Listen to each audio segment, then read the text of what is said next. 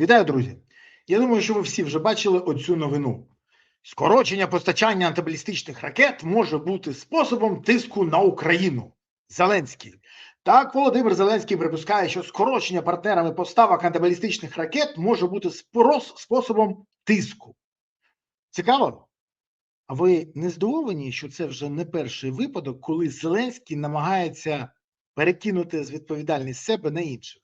І взагалі, як же задовбали вже ці брехня і виправдовування Зеленського? Ну скільки можна? Винні всі, окрім Вови. Винні партнери, опозиція, військові, антикорупціонери. А Вова не при чому.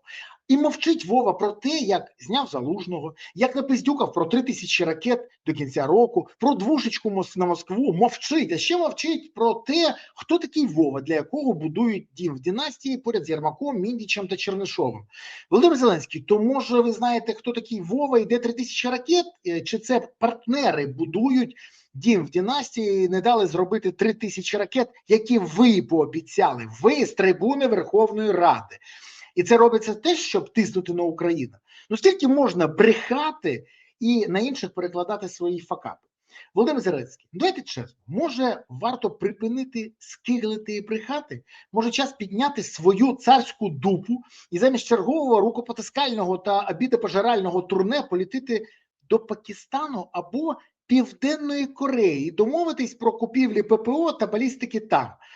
Тільки кажіть, що ви не знаєте, що там вони є. І ППО, і балістика, бо нам потрібно і перше, і друге. До речі, а хтось намагався купити балістику в Пакистані?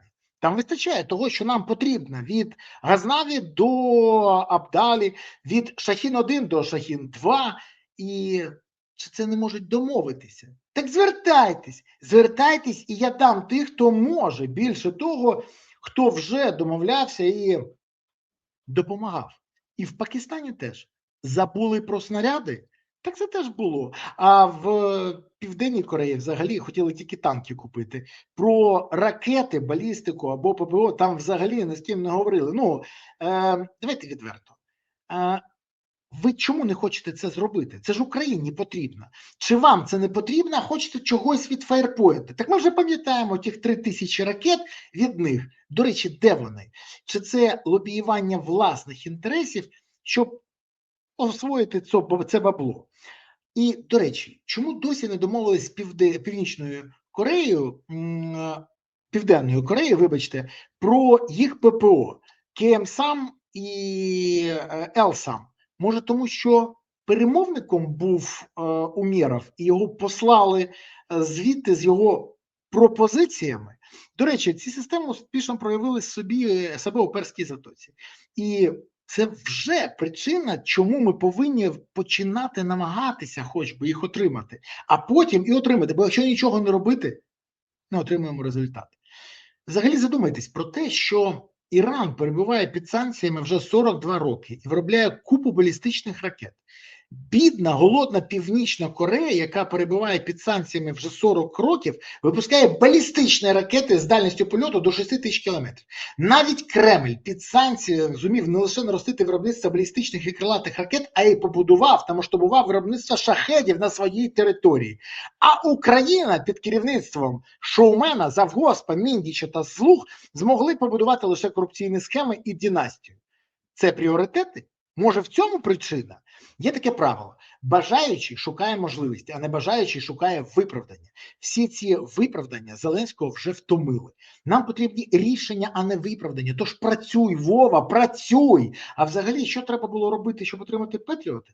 Так я не повинен про це розповідати навіть в ефірах, але я бачу, що наша влада проводить абсолютно імпотентну та примітивну політику і не робить те, що має робити. І тому зараз розкажу. Провести інформаційну кампанію треба було зразу. Більше того, її можна проводити навіть зараз у ЗМІ та соцмережах США під гаслом «Ваші ракети рятують життя українських дітей». Так, програма повинна бути максимально емоційна, бо це зачіпляє. Це цинічно, але працює. Більше того, треба показати, як російські ракети вбивають українських дітей. На жаль, прикладів дуже багато. На Таймс-сквер треба зняти інформаційну панель І там повинна цей ролик йти про те, що відбувається, і як Америка може врятувати дітей України. До речі, Ізраїль так працює. Працює дуже успішно. Але, схоже, хтось хоче вкладати гроші не в рекламні кампанії, а в будівництво династії. Тому і результат такий. Але гроші треба вкладати, бо інакше не отримуємо результат. І вкладати в велику медіакампанію, залишивши до неї топ-блогерів та лідерів суспільної думки, а не слати двушечку на Москву. Друге, підключити релігійних лідерів США та України до цього. Хоча якщо Зеленський досі не звернувся до папи Римського, щоб той допоміг погасити ворожнечу польських політиків, які розганяють антиукраїнську істерію в Польщі, то не варто чекати, що і тут він буде активним. Бо Вова хоче особисто своєю харизмою переконати Трампа. Не вийде. Його харизми вистачає тільки для лохів. Трамп не лох, бо йому теж не 42.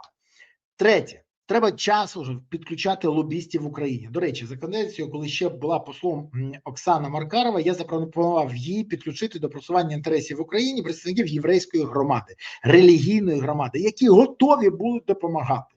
Більше того, треба було використовувати одночасно і єврейських ще лобістів, і вірменських лобістів. Але тут вони могли впоратися самі, але не хотіли.